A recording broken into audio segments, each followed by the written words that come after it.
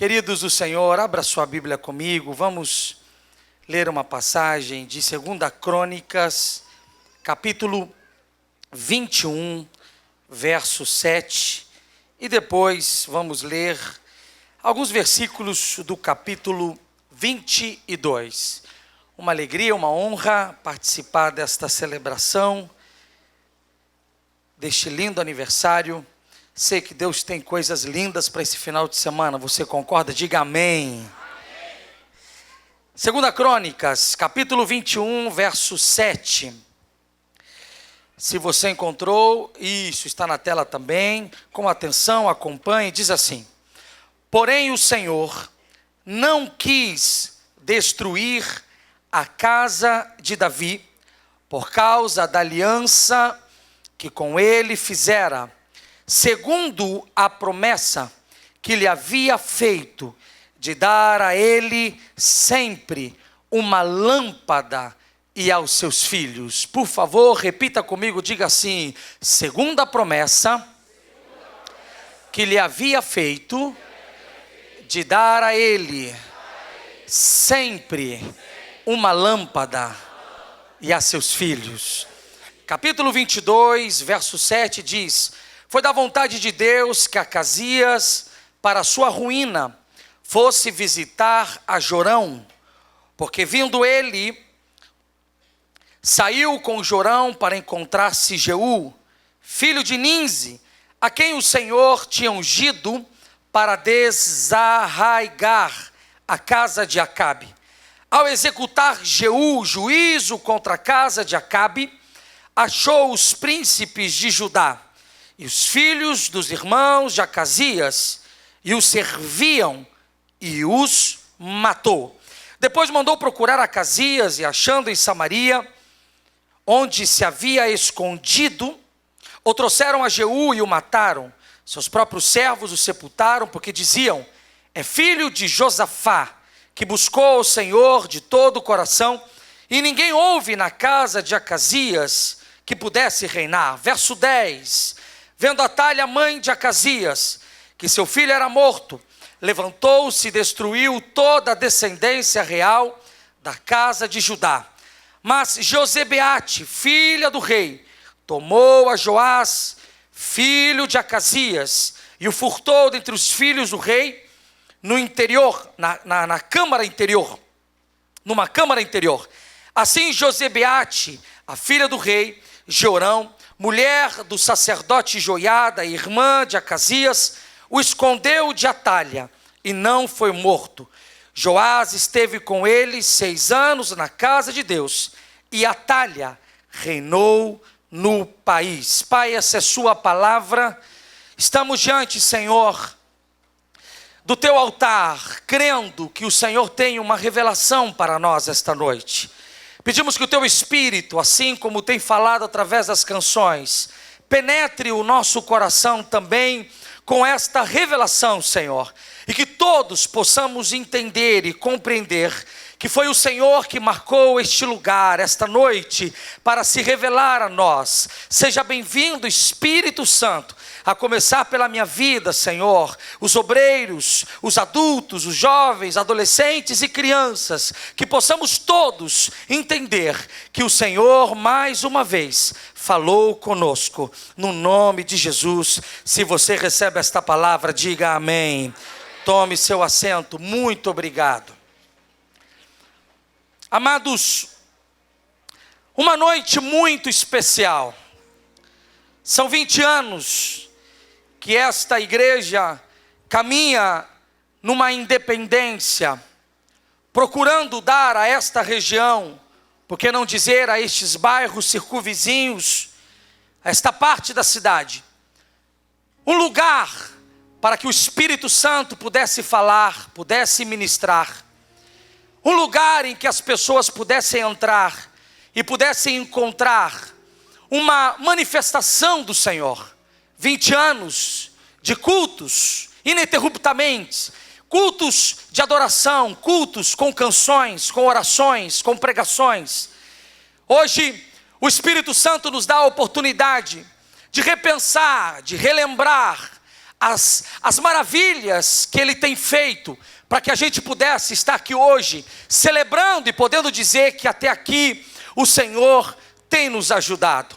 Eu pedi a Deus uma palavra, uma revelação, pedi ao Espírito Santo que me conduzisse hoje, através da sua palavra, em algo que nos fizesse pensar como foi que Deus nos conduziu até aqui, como é que Deus trabalha, como é que Deus executa os seus planos, as suas promessas, no decorrer dos anos, 20 anos que vocês puderam experimentar, esse cuidado minucioso nos detalhes da mão poderosa do nosso Deus. E o Espírito Santo me faz pensar hoje, também numa promessa que se manteve de pé durante muitos anos.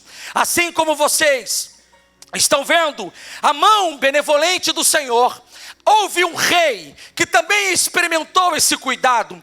E eu queria pensar sobre ele hoje e contextualizar a sua experiência com o Senhor e pensar no quanto nós também temos caminhado no mesmo percurso, na mesma estrada, pelas mesmas veredas. Davi, um homem que encontrou o favor de Deus, um homem que teve a oportunidade de receber do Senhor uma das declarações mais brilhantes em toda a história, um homem que pôde experimentar uma aliança que perpetuou durante muitos anos, e que até hoje, se você vai às terras deste moço, você vai se lembrar desta aliança, você vai se lembrar desta promessa, que se perpetuou, se guardou, se conservou. Davi recebe de Deus uma orientação, que por causa do seu comportamento, por causa da sua fidelidade, Deus fez com ele um acordo. Deus trouxe a Davi uma responsabilidade, dizendo: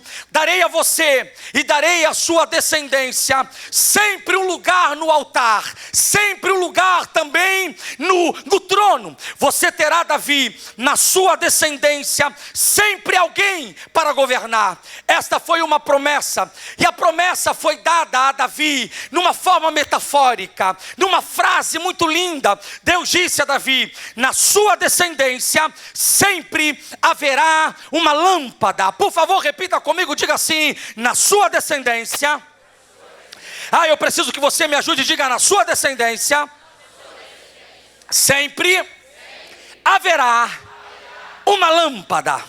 Amados, eu vejo hoje diante de vocês que se esta igreja conseguiu chegar até aqui, é porque durante todo esse tempo a lâmpada da presença do Senhor também esteve acesa aqui neste lugar.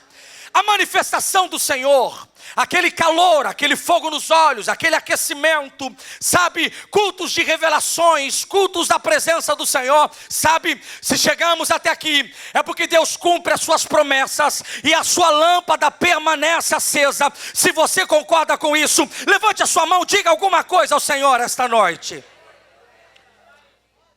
Deus disse a Davi: darei a você, na sua descendência, sempre uma lâmpada.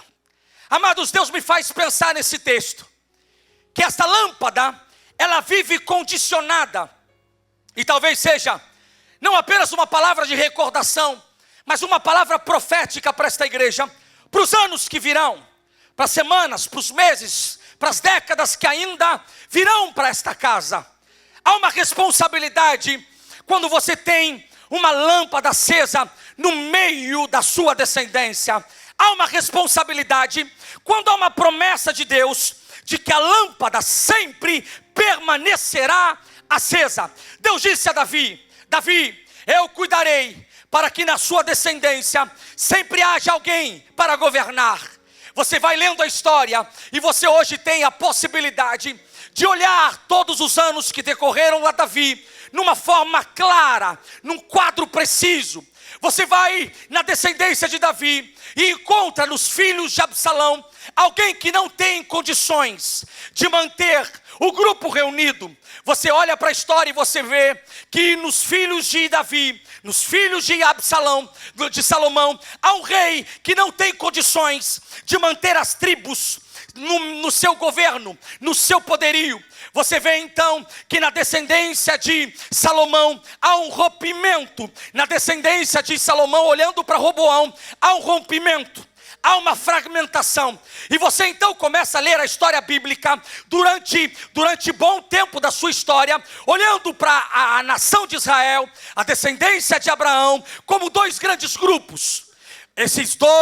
Dessas 12 tribos foram fragmentadas. De um lado você tem o reino do sul, do outro lado você tem o reino do norte. Mas para Deus é o mesmo povo, é o sacerdócio real, é a nação santa, é o povo adquirido. Deus vai falar com Israel agora em diferentes lugares geograficamente. Deus vai tratar com Israel em Jerusalém, e Deus vai tratar com Judá em Jerusalém, e vai tratar com Israel em Samaria. Você vai ver que há uma divisão, reinos diferentes, mas Deus continua falando, porque havia uma promessa de que a lâmpada sempre permaneceria acesa. Deus vai levantar profetas, Deus vai levantar juízes, Deus vai levantar homens, sacerdotes, para comunicar-se com o povo, para que na descendência sempre houvesse alguém da linhagem de Davi. E neste texto que o Espírito Santo traz ao meu coração, é necessário fazer uma observação histórica. Se você olha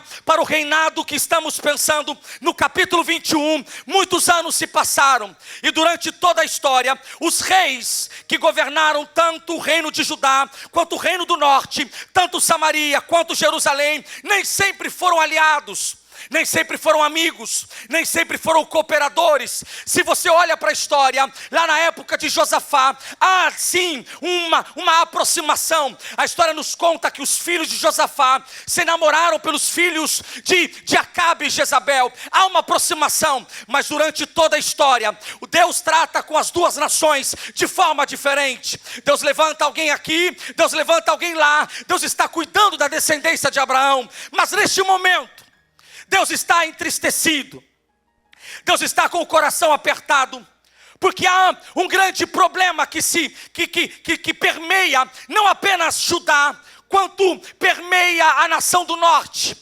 Deus está tratando, porque neste momento da história, você olha para o reino de Samaria, você olha lá para Samaria, o reino do norte, você vê Acabe governando, você vê Jezabel dando as orientações, e você agora, do lado do reino do sul, você vê um homem chamado Josafá, um homem que busca os conselhos de Deus, um homem que se preocupa em agradar a Deus. Mas os filhos de Josafá, eles se casam com os filhos de Acabe, e temos agora um grande dilema para resolver, um grande problema. Por quê? Porque os filhos de Josafá não seguem os passos dos filhos dos filhos de Asa. Os filhos de Josafá não seguem as orientações de Josafá, as orientações de Asa. Eles procuram consultar o coração de Acabe, o coração de Jezabel. Agora Deus está entristecido, porque quem governa o reino do sul é um homem chamado Jorão, e a história nos conta que Jorão se casa com uma filha de Jezabel. Observe, eu prometo que o conteúdo histórico será curto, porque você precisa entender o contexto que envolve esta palavra. Jorão se casa com Atália, a filha de Jezabel, e tudo que Jezabel pensa sobre a nação que ele governa, ela passa para ele. E agora a Bíblia nos conta que Jorão, ele está influenciado tanto pelos palpites de Acabe, quanto pelos palpites de Jorão, de Acabe e de Jezabel. Deus se entristece, Deus não concorda, e a Bíblia diz que Jorão é um dos reis que morre sem deixar de si saudades. Amados, Deus dá uma ordem para que a casa de Acabe e Jezabel fosse exterminada, porque tudo que há de mais impuro, tudo que há de mais horrendo, e isso é o que toma o coração e toma conta da nação que tem como governador Acabe e Jezabel. Agora escute, Jorão então, casado com Atália, eles têm um filho chamado Acasias. Eu preciso que você esteja atento. Este casal agora tem um filho chamado Acasias, e aquilo que Jorão faz, tudo aquilo que Atália quer, Acasias corresponde. Acasias tem um comportamento também que não agrada a Deus. Deus está entristecido, Deus está com o coração machucado. Por quê? Porque tudo aquilo que desagrada a sua existência, a sua revelação, é o comportamento de Acasias. Amados do Senhor, a Bíblia nos conta então que Acasias, no momento da história, ele é o rei que governa o reino do sul. Ele desce para visitar o seu tio que governa agora em Samaria, mas Deus já havia dado uma sentença que a casa de Jezabel seria exterminada. Quando Acasias desce, ele vai visitar o seu tio, que tem um nome parecido com o do seu pai. O tio se chama Jorão. Ele vai para visitá-lo e a Bíblia diz que Jorão, seu tio, lhe convida para uma guerra contra Jeú. Observe, Jeú é um personagem que Deus levantou na história para exterminar a casa de Jezabel. Acasias, ele não se importa e ele vai para a guerra contra Jeú, mas Deus já havia dado uma ordem que a casa de Jezabel seria exterminada. Quando Acasias vai lutar contra Jeú, a Bíblia diz que Deus também entrega Acasias nas mãos de Jeú. E agora, meus irmãos, estamos com um problema grave. Não temos rei nem no reino do sul, nem no reino do norte. Não temos um rei para Jerusalém e não temos um rei para Samaria. Amados, neste momento da história, todos pensam que a lâmpada foi apagada. Observe, Deus havia dito a Davi que na sua descendência sempre haveria uma lâmpada. Complete isso, por favor. Na descendência de Davi sempre haveria uma. Não temos um rei para governar. Então Atália, a filha de Jezabel, uma mulher ímpia, perversa, ela decide então governar Jerusalém. Ela procura na descendência de seu falecido marido Acasias e não encontra ninguém vivo capaz de dar continuidade à história. Então Atália diz: se não tem ninguém, eu vou governar. Se não tem ninguém, eu darei continuidade. E não apenas vou trazer para Jerusalém os princípios de minha mãe e os princípios de meu pai, como vou mudar a atmosfera de Jerusalém. Vou tirar a adoração de Jerusalém. Vou tirar o símbolo, os ritos que envolvem Jerusalém. E vou colocar dentro de Jerusalém aquilo que me agrada. Os postes ídolos, vou colocar em Jerusalém os deuses que eu sigo. Amados, Deus havia dado uma promessa de que sempre haveria na descendência de Davi uma lâmpada acesa. Atália pensa: eu vou governar, porque não há mais ninguém capaz de tomar o trono, de guardar a cidade, de proteger as ideias, os projetos, a filosofia de Jerusalém. Atália assume o poder. E a história nos conta que durante 6 anos Atália governa Jerusalém. Muitos poderiam dizer: onde está a promessa? Onde está a lâmpada acesa? Onde está a mensagem que o Senhor disse que estaria presente conosco? Onde está a aliança que Deus estabeleceu com Davi? Enquanto Atália governa e ela implanta na cidade, ela implanta no país aquilo que há de mais podre, de mais torpe, Deus levanta a sua cunhada, uma moça chamada Josebeate. Eu preciso muita atenção para esta parte da história, porque aqui tem uma revelação, tem um rema para a sua vida. Alguém está interessado numa palavra aqui? Levanta a sua mão, diga alguma coisa ao Senhor. Josebeate assume, e Josebeate diz: ainda há um descendente, ainda há um filho do meu irmão vivo. O nome dele é Joás. Ele poderá ser o homem que dará continuidade à história. Mas Josebeate não pode se expor, porque se sua cunhada Atália descobre, Josebeate poderá ser presa, poderá ser morta. Josebeate tem uma decisão. Eu creio na promessa do Senhor de que a lâmpada em Israel sempre permanecerá acesa. Ela pega então um dos seus sobrinhos, chamado Joás, um bebê, um garoto, e ela olha para aquele garoto e diz: a minha cunhada pensa que vai poder governar Jerusalém com sua descendência, mas eu creio numa promessa.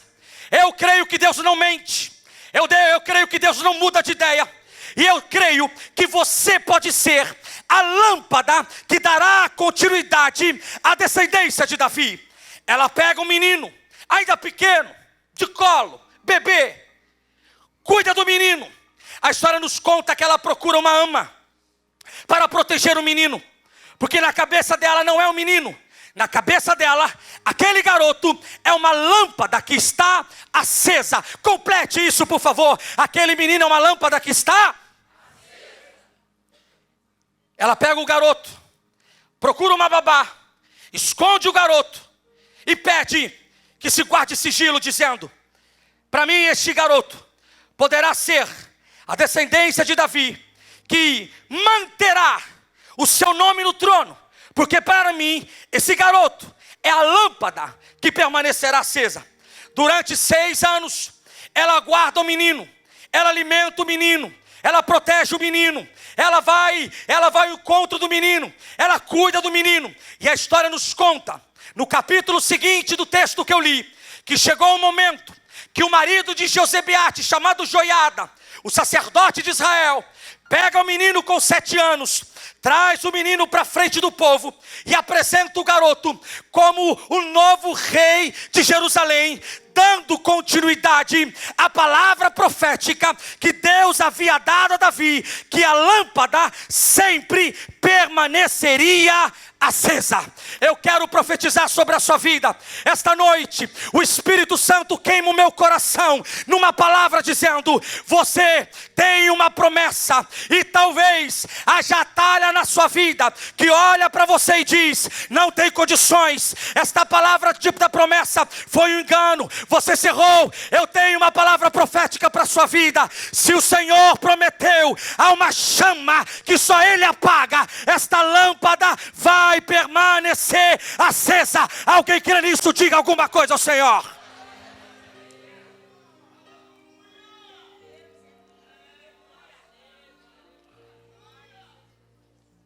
Diga comigo assim: a promessa. Vem comigo que agora eu estou me animando. Diga: a promessa tem uma condição. Deus disse a Davi: vou dar a você uma lâmpada acesa na sua descendência. Josebeate, ela se levanta, ela não pertence à família de Davi, mas ela olha para um dos seus filhos, na sua descendência, que está sendo escondido, e diz: eu olho em você, e eu vejo nos seus olhos a capacidade de dar continuidade à promessa estabelecida por Deus ao seu pai Davi.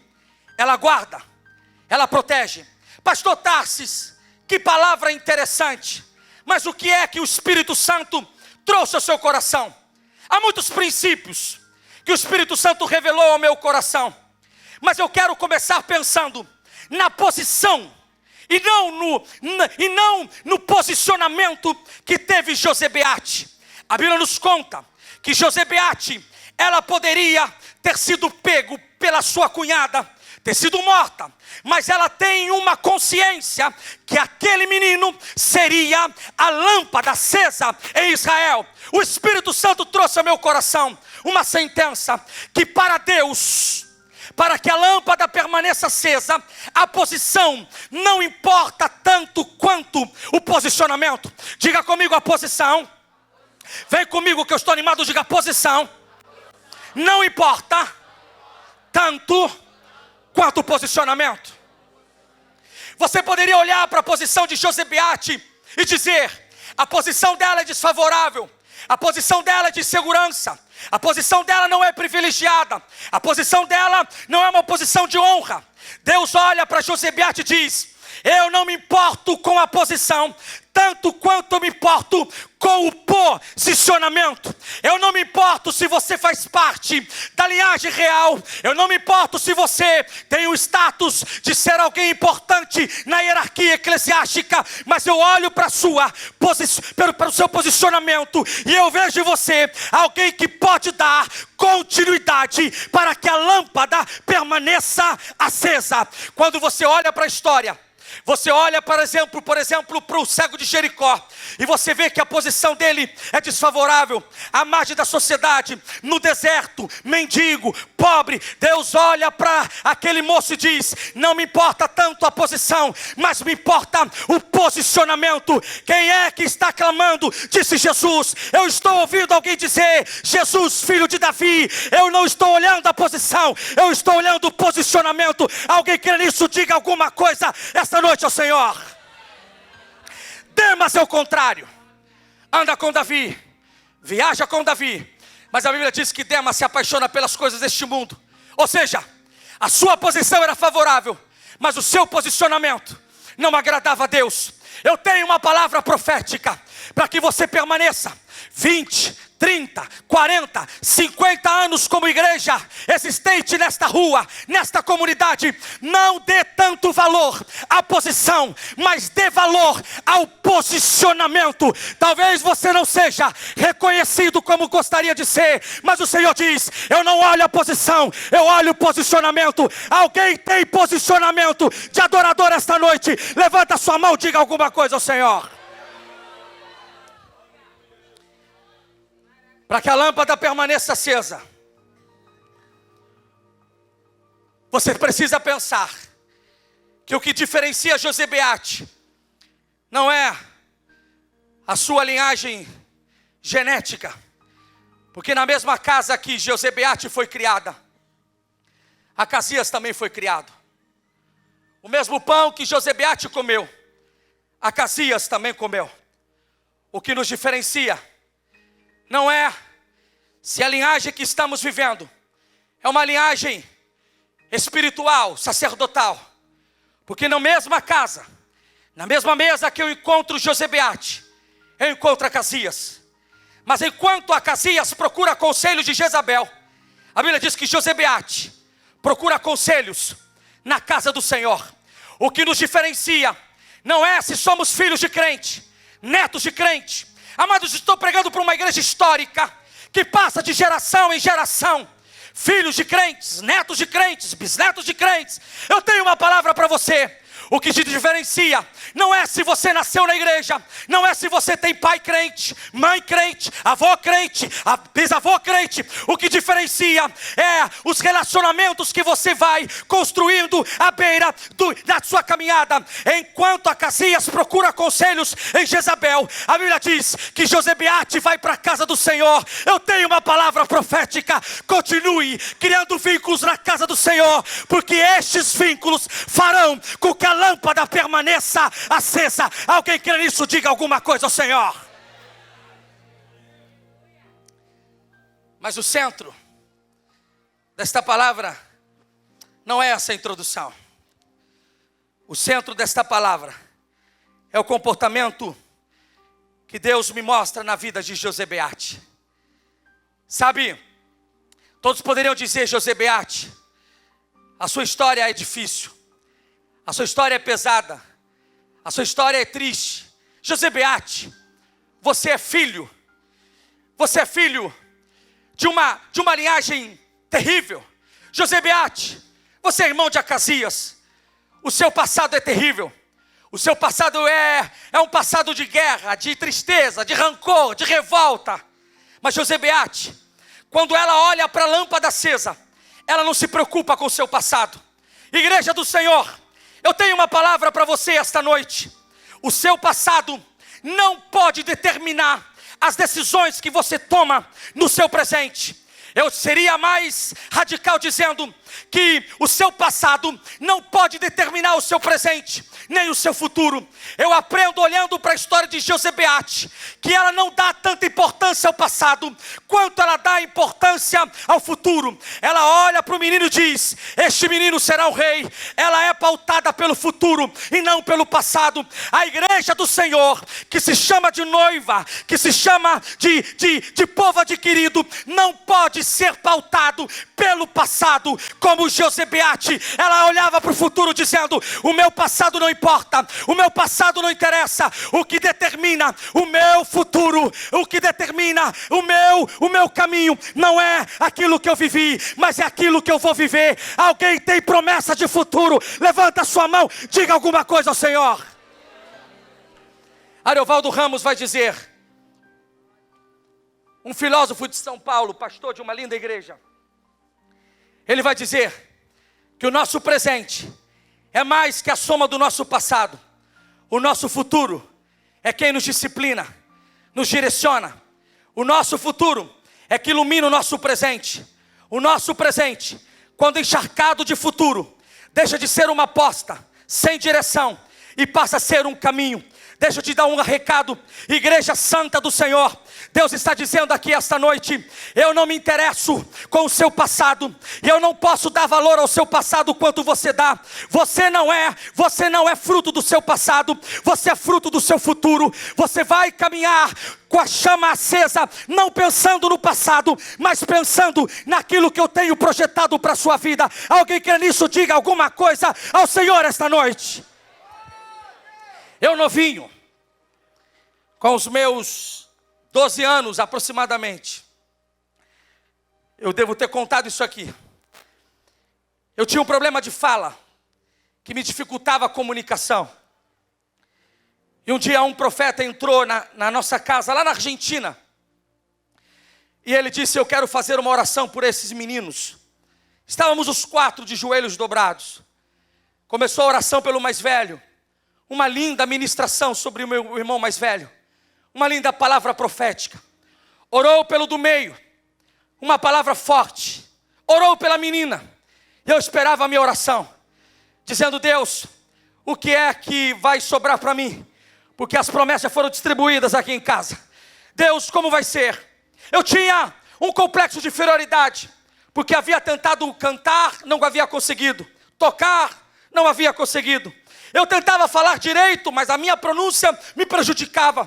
Mas aquele dia, Deus levantou aquele profeta para orar pela minha vida. E quando ele colocou as mãos e começou a ministrar, Deus trouxe uma palavra dizendo: eu estou olhando para esse menino e eu vejo um livro aberto sobre a sua cabeça.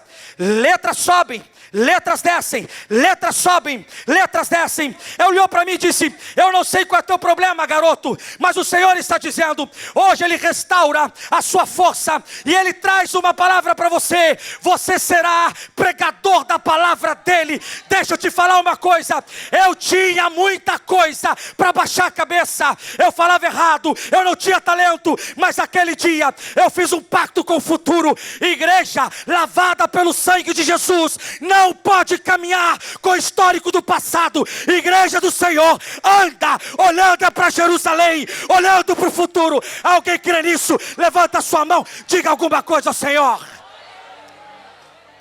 Coloca mais som nesse piano aí, meu filho, está muito baixinho. Eu ainda não fiquei, agora está ficando bom. Alguém crê que Deus tem uma palavra para a sua vida aqui hoje? Diga alguma coisa ao Senhor. Há pouco tempo eu fui pregar numa igreja aqui no Complexo do Alemão. Uma igreja que não é do nosso campo. Eu estou parado esperando para pregar. O pastor muito animado no culto de semana. Aquele ali era o chefe do tráfico aqui da região. Aleluia, glória a Deus, não tem mais. Aquele ali era o moço que matava lá em cima, no micro-ondas. Eu olhei, de terno e gravata, uau. E aquele ali era da polícia, era da milícia, era o exterminador do Manguinhos, uau. E aquilo ali tem problema. Aquilo ali tinha um histórico difícil. Amados, quando começamos a ministrar, eu vi aqueles homens chorando. Eu disse: Deus, que coisa preciosa. Gente que não vive pensando no passado, mas gente que olha para o futuro, crendo que Deus tem coisas extraordinárias. Diga alguma coisa ao Senhor. Mas agora a gente vai começar a mensagem. Diga comigo assim: o meu Deus. Mais forte, diga: o meu Deus. Coloca um pouquinho mais de retorno para mim. Eu achei chique o pastor Vitorino pedir som. Eu também quero pedir, aleluia. Bom, mas aleluia. Mais agudo, sobe 3 tons, aleluia. Aleluia. Quando eu olho para a história de Josebeate, o Senhor me ensina alguns princípios para nós esta noite. Se você quer manter a chama acesa, a lâmpada acesa, vou perguntar apenas para saber, tem alguém que quer a lâmpada acesa aqui? Levanta a sua mão e diga alguma coisa a ele. Primeiro princípio, diga comigo assim: eu preciso. Você vai falar isso com muita força, diga: eu preciso criar coragem para proteger a lâmpada, mesmo que tenha que lutar sozinho. Mais uma vez, diga assim: eu vou. Para o diabo ouvir, diga: eu vou proteger a lâmpada, mesmo que seja sozinho. Sabe qual é o desafio da igreja do Senhor no século que estamos vivendo? Não é lutar em grupo, não é combater o bom combate no final de semana.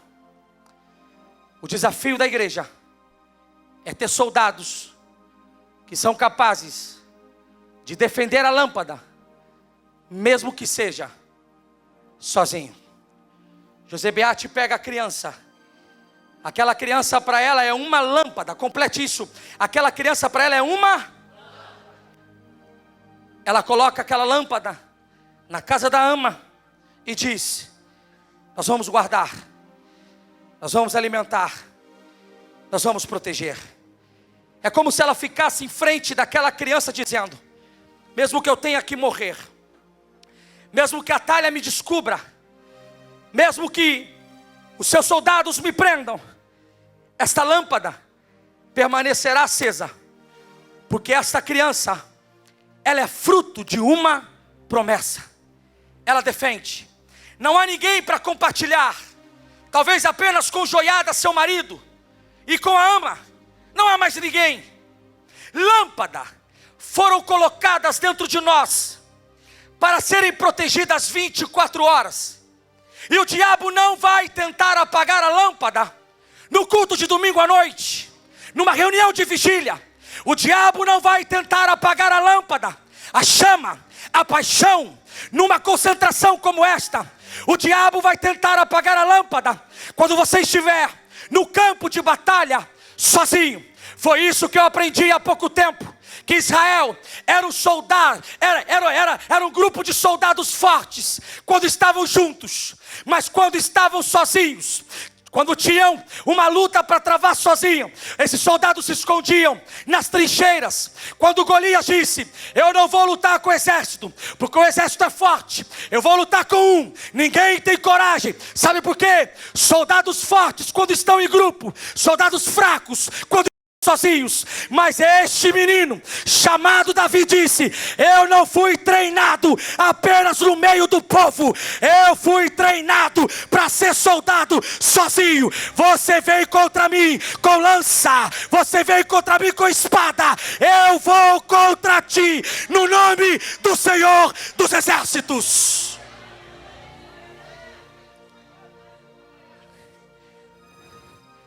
Soldados que conseguem proteger a lâmpada, mesmo que estejam sozinhos. Eu costumo contar, pastoreando uma linda congregação há uns anos atrás, eu recebo um telefonema de madrugada. É uma irmã chorando, dizendo: pastor, o senhor tem que vir aqui agora, porque meu marido teve uma recaída nas drogas, e ele já bateu nas crianças, já me bateu. E ele está fazendo ameaças, eu não sei aonde vai dar, pastor. O senhor tem que vir aqui agora. Amados, eu novinho na igreja, pastor novo. Eu disse para minha esposa: é uma ligação muito importante. O marido está endemoniado, ele está batendo nas crianças, e pediu para eu ir lá agora. Amados, de madrugada, pegar o carro, ir até a comunidade. Eu falei: Deus, como é que vai ser? Eu disse para minha esposa: não é melhor eu ligar para aquele irmão policial lá da sede? A minha esposa olhou para mim: não é melhor você acreditar no poder do nome de Jesus? Eu falei: é melhor, Eu entrei no carro, eu peguei o telefone, liguei para o policial e falei: eu estou indo para tal lugar. Se eu não aparecer em 2 horas, você vai atrás de mim, com o caveirão, com todo mundo que você quiser. Me dá 2 horas. Amados, eu estava nervoso. Eu pensava, como é que vai ser? Quando eu chegar lá, o que eu vou falar? E eu lembrava do porte físico do moço. Eu conhecia bem o moço era grande. Eu falei, como que vai ser? Ai, meu Deus do céu. Aí eu vim orando pelo caminho, dizendo, Deus, é fácil pregar no domingo à noite na igreja, é fácil, Deus, ministrar para uma plateia grande, porque é fácil lutar em grupo, mas agora sozinho, como vai ser? Eu comecei a buscar a presença do Senhor, dizendo, eu tenho uma promessa, é o Senhor que vai estar comigo. Quando eu entro no quintal daquela casa, aquele brutamontes, aquele moço grande olhou para mim. Eu não sei o que aconteceu, mas ele caiu de joelhos e ele gritava, me ajuda pastor, me ajuda pastor, me ajuda. Alguém crê? Levanta sua mão, diga alguma coisa ao Senhor. Digo, meu Deus, vai me ajudar a defender a lâmpada, mesmo que seja sozinho.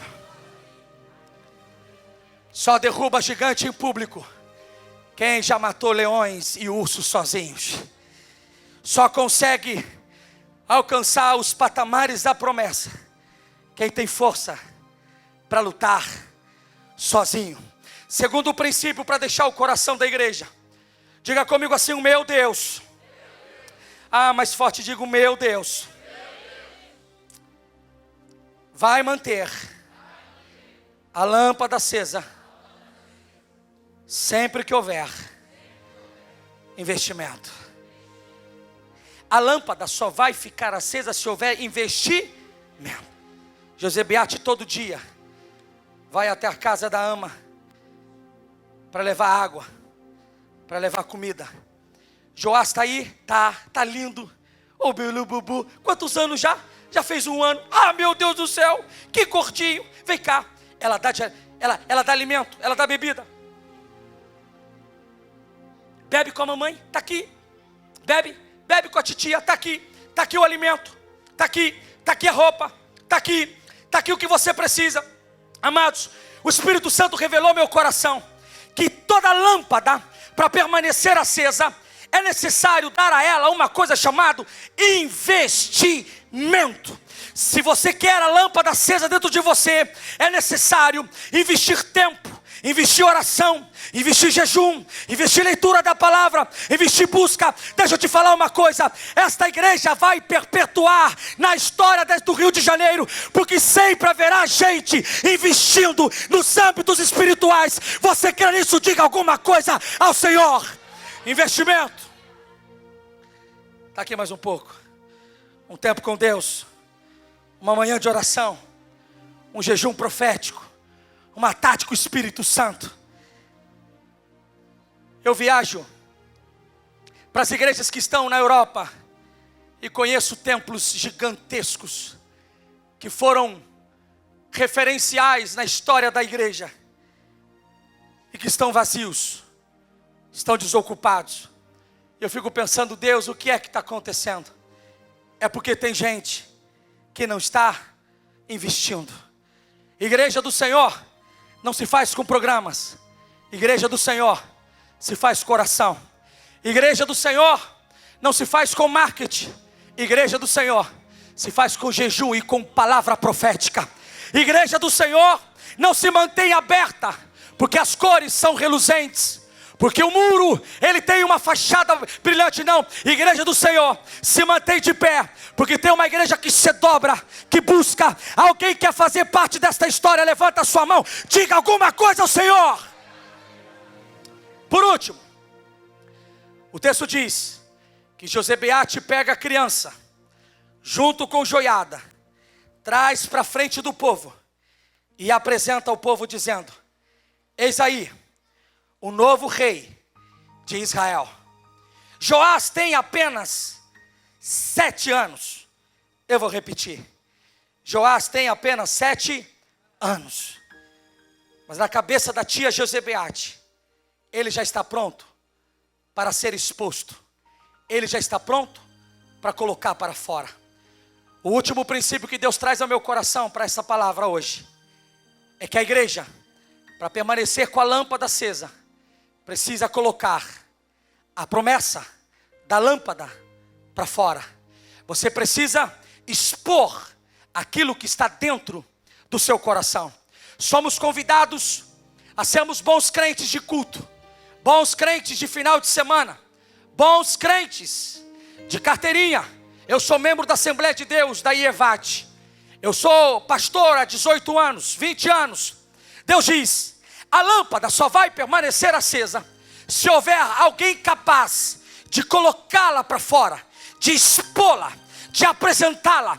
Gente que me diz por onde eu passo, eu tenho chamado, pastor, eu tenho uma promessa, mas as coisas não acontecem, as coisas não fluem, pastor, eu penso que vai fluir, não flui, pastor, o que tem que fazer? Aqui está a palavra profética, a lâmpada tem que ser colocada para fora. Essa semana um garoto me procurou dizendo, pastor, o culto no colégio não para de crescer. Um garoto que não tem formação teológica, um garoto que não tem exegese, homilética, que não sabe grego nem hebraico, mas que tem uma lâmpada. Com 19 anos, ele é pastor de um grupo de jovens no meio da escola. Sabe por quê? Porque ele entendeu que a lâmpada não foi feita para ser guardada, a lâmpada foi feita para ser exposta. Alguém crê nisso? Levanta a sua mão, diga alguma coisa ao Senhor.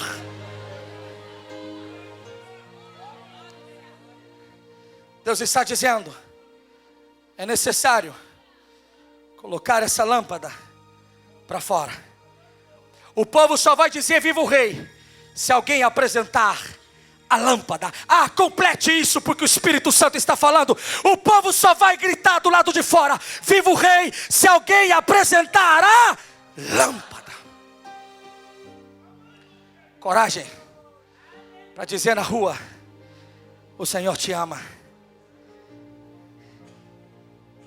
Eu estava lendo a biografia de um dos maiores pastores da história da Coreia do Sul.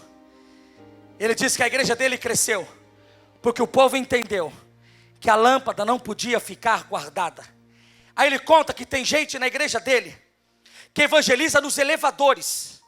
Em Seul, há prédios altos que leva tempo para chegar nos seus andares, porque são muitos andares. E ele conta na biografia que uma das pastoras da sua igreja, ela ganhou muita gente ela ganhou, parada no elevador. Quando chegava alguém de carro com sacolas, ela corria para dar uma assistência e dizia, posso ajudar? Posso ajudar a carregar? Obrigado. Quando entrava no elevador, ela compartilhava um pouquinho da palavra.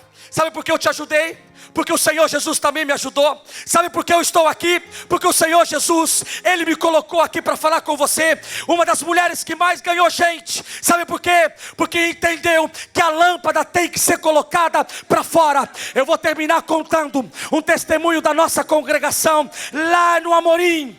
Os nossos jovens decidiram evangelizar. Meu irmão, falaram para mim assim, pastor, nós vamos evangelizar no ônibus. Eu falei, beleza, eu vou junto com vocês. Os meninos falaram, não pastor, é só a moçada, é só a garotada. Estavam de bermuda, de camiseta. Eu falei, mas nesse perfil, vou evangelizar onde, meu Deus do céu? No estádio? Não pastor, é no ônibus, é estratégia. Eu falei, tá bom, ok. Fiquei aguardando. Durante todo o dia, eles ficaram evangelizando. À noite, me encontraram totalmente tomado pela presença do Senhor. Eu falei, me conta, como é que foi? Como é que fizeram? Pastor, Deus deu uma estratégia. Nós entramos no ônibus e fingimos que a gente não se conhecia. Cada grupo entrou num ônibus, num ponto de ônibus. Entramos, um grupo sentou na frente, um grupo sentou no meio, um grupo sentou atrás. A gente fingiu que não se conhecia, para não dar bandeira, né pastor? Aí, o pessoal do meio começou a conversar. Dois rapazes, dois adolescentes. Eu estou vendo que você está triste. Aí o outro rapaz falou, eu estou triste mesmo. Adolescente fala alto para todo mundo ouvir, eu estou triste mesmo. Aí o outro falou, você precisa de Jesus, porque Jesus vai mudar essa tristeza, vai te dar alegria. Aí o outro que estava atrás falou assim, isso é verdade, Jesus muda, porque meu pai era drogado e conheceu Jesus, meu pai não se droga mais. Aí o outro que estava lá na frente se levantou e disse, isso é verdade, o meu marido, ou a minha mãe tinha problema de saúde, conheceu Jesus e ela também foi restaurada. Eu acho que o motorista era crente, porque o motorista diminuiu a velocidade e falou para os meninos da frente: continua, continua, continua, continua, continua. Chegaram dizendo: pastor, você não vai acreditar. No final, eu me apresentei dizendo que éramos da igreja e fizemos um apelo. E não é que teve uma pessoa que aceitou Jesus dentro do ônibus. Levanta sua mão, diga alguma coisa ao Senhor. O meu desafio esta noite é que você saia daqui entendendo que a sua lâmpada não foi posta dentro de você para ficar contando anos de existência de igreja. Eu estou há 20 anos, eu estou há 30 anos, eu estou há 40 anos.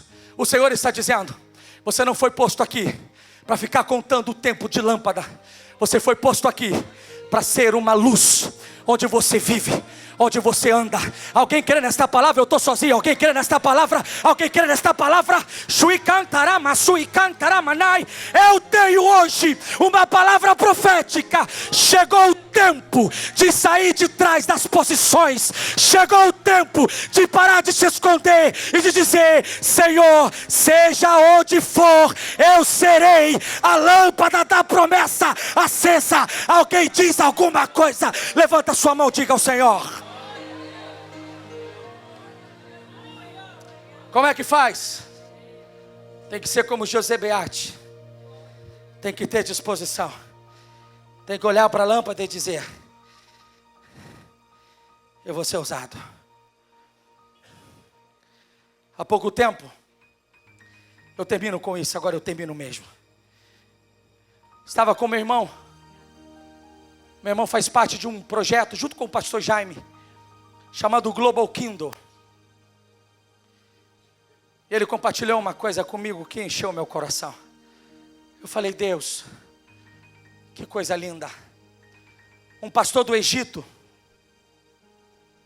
que tem uma das maiores igrejas da região, num lugar que é conhecido no Egito como o lixão da cidade. Ele ministrou nessa conferência. E ele contou o testemunho de um muçulmano, um ex-muçulmano, que se converteu a Jesus. Se converteu ao cristianismo. Aquilo mexeu comigo. Aquilo me fez repensar a minha história, a minha chamada, a minha vocação.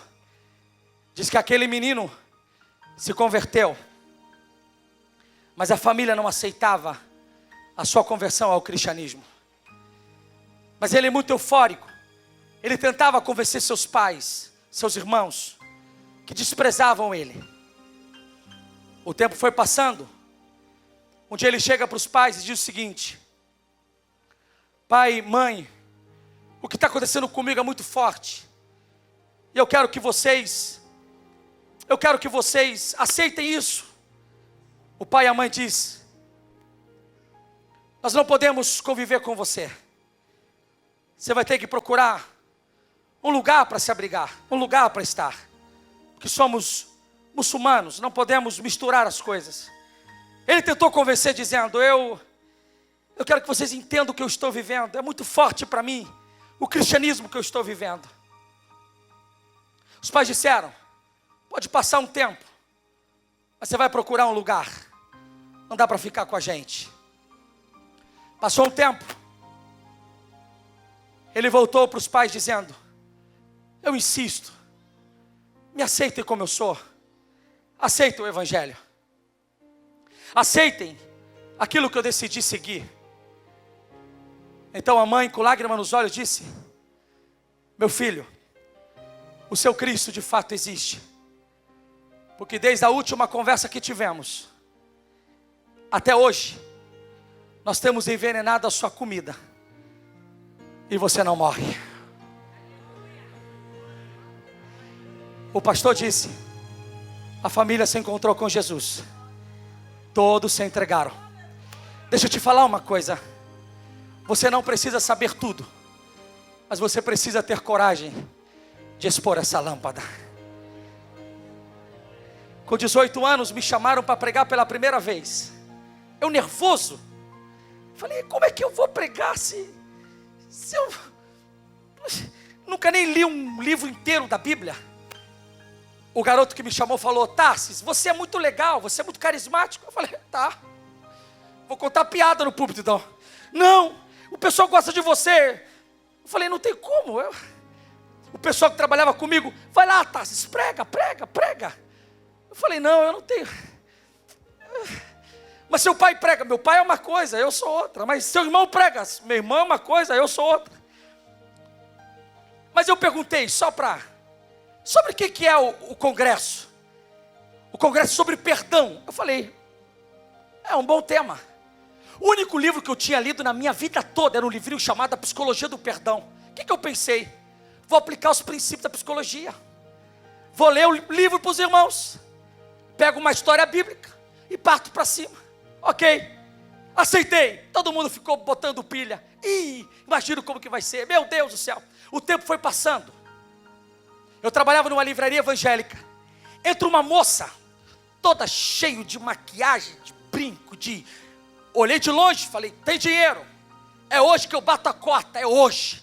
Olhei para aquela moça, falei para os meninos: eu vou atender. Eu era o mais velho da equipe. Vou atender, mais antigo na empresa. Eu vou atender. Tinha 2 anos e pouco de livraria. Diz que eu atendo. Tudo bem, moça? Tudo bem. Posso lhe ajudar? Pode. Eu preciso de um livro para cura da alma. Falei: temos vários livros. Cura da alma, cura do espírito, cura do cérebro, cura do coração, cura da perna. Mas eu nunca tinha visto tanto livro de cura. Levei ela para a prateleira das curas. E falei: temos aqui vários livros. E eu fui passando para ela, e eu li a sinopse. E fingi que tinha lido o livro. Esse livro é muito bom. Trata aqui sobre as personalidades, as características do caráter. Uau! Ela foi juntando. Eu falei: é hoje que eu vendo bastante. Aí eu perguntei para ela: moça, o que é que te traz tanta tristeza? Ela disse: eu vim de Portugal para visitar o meu irmão que está na Santa Casa, porque ele foi esfaqueado pelo meu irmão menor. Eu falei: que tragédia. Por quê? O meu irmão menor, ele é dependente químico. Ele estava roubando coisas na casa da minha mãe. E o meu irmão mais velho tentou impedir. Tiveram luta corporal e ele foi esfaqueado. Está entre a vida e a morte. Eu também senti a tristeza com ela. Não comprou nada. Chamei o pessoal e falei: vamos orar por ela. Fizemos uma oração. Ela foi embora e aquilo ficou no meu coração. Falei: meu Deus, que tragédia. O tempo foi passando e chegou o dia da minha pregação. O dia que eu ia colocar a lâmpada para fora. Meu irmão, eu estava nervoso. Londrina é uma cidade grande, de 600 mil habitantes. Eu ia pregar numa comunidade, na saída de Londrina, um bairrozinho pobre. Chovia. Eu fui para a igreja e eu pensava: não vai dar ninguém hoje lá, meu Deus do céu. Está chovendo muito, nervoso. Eu escrevi tudo que eu ia pregar. Até quero saudar os irmãos com a paz do Senhor para não esquecer nada. Eu falei: eu não posso esquecer nada. Eu fui para a pregação, eu estou nervoso. E eu pedi um texto para o meu pai. Meu pai falou: prega sobre José. José perdoou os irmãos. Eu contei a história, mas eu confundi os irmãos. Eu falei que Jacó era irmão de José. Eu misturei, estava muito nervoso. Mas chegou a hora de terminar a mensagem. E eu disse: agora eu vou orar. Tem alguém que quer aceitar Jesus? Tem alguém que quer sair daqui para perdoar? O pessoal olhava para mim assim com uma cara de piedade. Meu Deus, eu vou terminar logo isso, porque eu não nasci para isso. Tem mais alguém? Fui ameaçando, né? Tem mais alguém? Eu vou fechar, hein? Eu vou acabar. Aí levanta um moço gordo, forte. Eu falei: opa, é grande, vale por muitos, aleluia. Ele veio caminhando com dificuldade, veio caminhando e ele chorava muito. E eu ficava pensando: será que ele estava ouvindo a mesma mensagem que eu? Meu Deus do céu, ele estava em outra igreja, não pode ser. Aí ele chorando, ele chorava, eu abracei ele. Amados, a presença do Senhor tomou conta. Aí quando terminei de orar, ele falou assim: eu preciso falar com você. Eu falei: só se for agora. Aí ele falou: eu tenho um testemunho para contar, muito forte. Deus te usou poderosamente. Eu falei: é mesmo? Meu Deus, nem eu vi. Deus te usou poderosamente. Você é um homem de Deus. Eu falei: glória a Deus, mas me explica por que eu fui usado. Aí ele disse assim: eu não sou dessa igreja, eu moro aqui nessa rua, e eu passei na frente, eu vi o cartaz, e eu entrei. Tudo que você pregou era para mim. Sabe por quê? Porque eu estava planejando um ataque no meu irmão. Eu falei: que ataque? Ele disse assim: eu estava até ontem internado na Santa Casa, fiquei meses internado porque eu fui esfaqueado, mas hoje eu entrei aqui e eu recebi a palavra e eu vou perdoar o meu irmão. Quando ele falou isso, Eu fiquei atônito, disse: você tem uma irmã que mora em Portugal?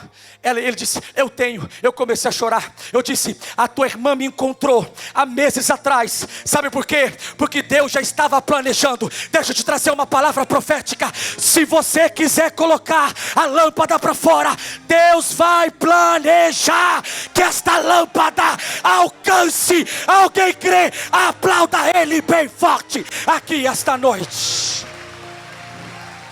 Fique de pé.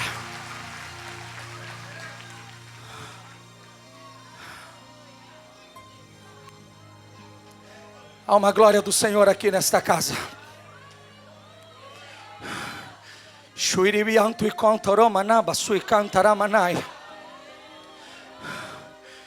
O meu pedido hoje é que esta igreja permaneça, pastor José Rodrigues, com lâmpadas acesas, com gente que vem para o culto com fogos nos olhos.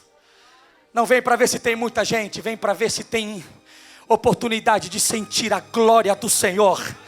Gente que vem não para saber se o fulano vai cantar, se o Beltrano vai pregar, mas gente que vem com aquela lâmpada queimando, dizendo: eu tenho uma promessa, Deus disse que me levantaria. Alguém crê nisso aqui? Diga alguma coisa ao Senhor esta noite.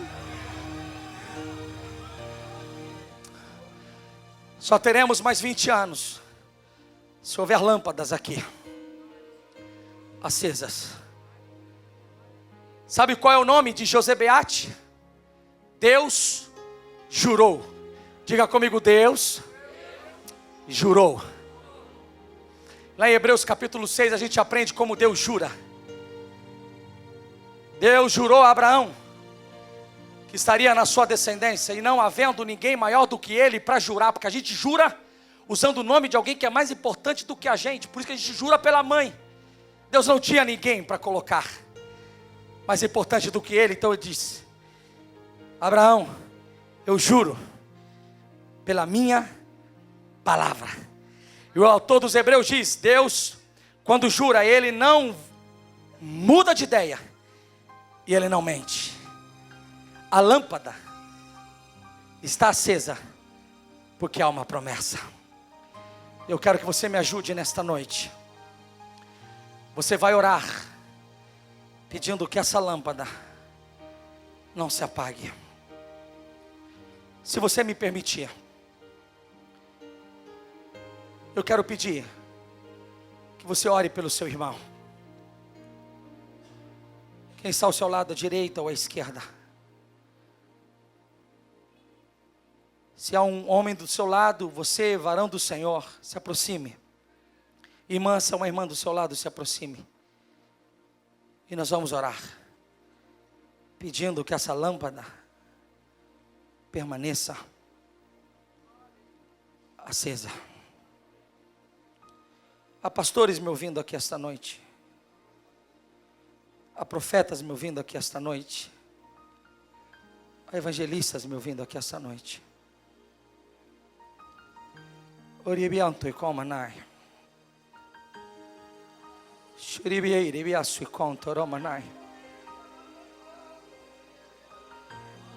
Não fique olhando para mim. A lâmpada está dentro de você.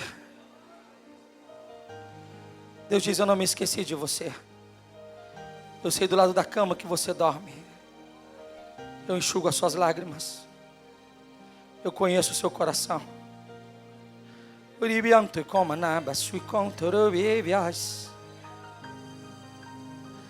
Há uma presença do Senhor aqui esta noite. A sua oração vai ser que a lâmpada do seu irmão permaneça acesa. Você vai dizer: usa, Senhor, o teu filho. Comece a orar, comece a orar, comece a orar, comece a orar, comece a orar. Comece a orar no altar, aí atrás. Comece a orar, comece a orar, comece a orar. Shuribianto e contoro, biaço e contoro, manaba, sui contaramanai. Siribiaço e conterevies. Siriaço contoro manai. Iribeto e contoro, bianto e que vianci cantaramanai. Chonto e cante ansi canamai. Orivia sui conterevi com antaraba sui canterei. Continue orando, continue orando, continue orando, continue orando, continue orando. Deus está usando as suas mãos hoje para aquecer essa lâmpada que estava quase apagando. Jesus disse: eu não vim para apagar o pavio que fumega, eu vim para soprar, eu vim para dar vida, eu vim para incendiar, eu vim para aquecer. Eu tenho chamado, eu tenho uma promessa.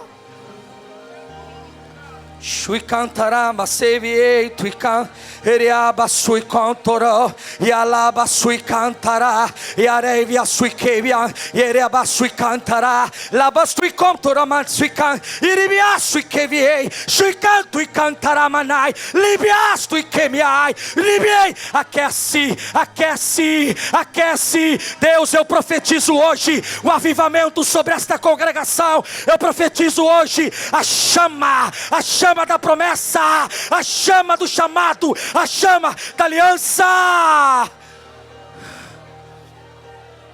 Chorabasui contaramanai. Ministra, Senhor, aquece, transforma, restaura. Oribiansui contorobianti cantaramanai. Xarabaço e queivianto e queirimianto e cantaramanai. Olabaço e contoromanai. Iribianto e cantereivianço e queiteramanai.